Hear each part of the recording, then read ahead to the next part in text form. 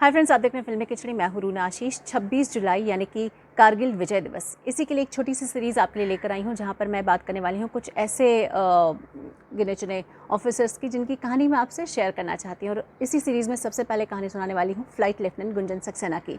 कहानी पूरी जाननी सुननी देखनी है तो please subscribe Filmi Khichdi. Friends, flight lieutenant Gunjan Saxena, इनका बचपन से ही सपना ये था कि शी विल जॉइन एयरफोर्स और हवा में घूमती रहेंगी। पैशन था उन्हें इस चीज़ का। 1993-94 के दौरान पूरी ट्रेनिंग हुई और 1999 का कारगिल वॉर जब हुआ तो इन्हें बुलाया गया ताकि एयरफोर्स जितना सपोर्ट कर सकता है कारगिल वॉर को वायु में रहते हुए वायुसेना के ज़रिए, उसके लिए इन्हें चूज़ किया गया। साथ ही एक और थी, वो थी फ्लाइट लेफ्टिनेंट श्रीविद्या राजन। इन दोनों का नाम लिया गया। जो गुंजन सक्सेना है, इनकी जो पोस्टिंग, इनको स्पेशली जिन 3 जगहों पर अपना ध्यान देना था वो था कारगिल, टोलोलिंग एंड बटालिक सेक्टर, जो कि एग्जैक्टली लड़ाई के सेक्टर्स चल रहे थे।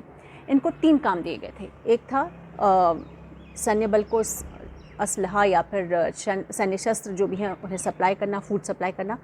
दूसरा, वहाँ पे जितनी कैजुअलिटीज़ हुई हैं या पर अगर वहाँ पर कोई घायल सैनिक है तो उन्हें वापस लेके आना। और तीसरा, जब भी आप उड़ान बढ़ रहे हो तो पाकिस्तानी सैनिक कहाँ क्या कर रहे हैं इस बात पर नज़र रखना।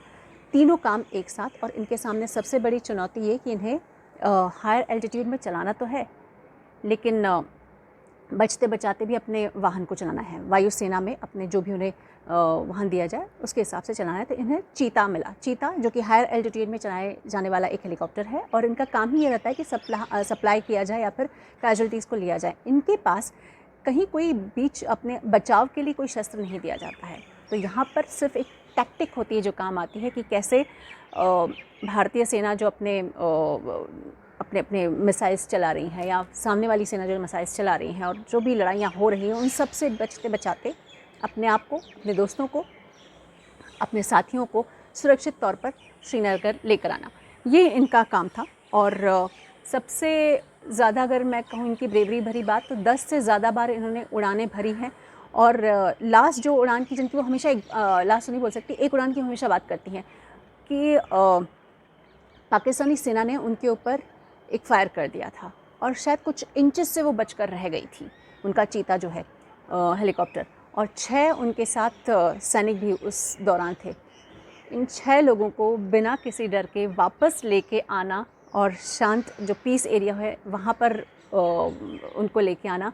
और उड़ान भरते समय न ये देखना कि मौसम कैसा है, न ये देखना कि कहीं मुझे उतरने के लिए जगह मिलेगी, हवाई पट्टी मिलेगी या सही इन्वायरमेंट मिलेगा या नहीं। पाकिस्तानियों से बचना है और साथ ही साथ भारतीय सेना जो हमला कर रही है या जवाबी हमला कर रही है उससे भी बचना था। तो इस बहुत ही स्ट्रॉन्ग कारगिल गर्ल को फिल्मी खिचड़ी की तरफ से शत शत नमन।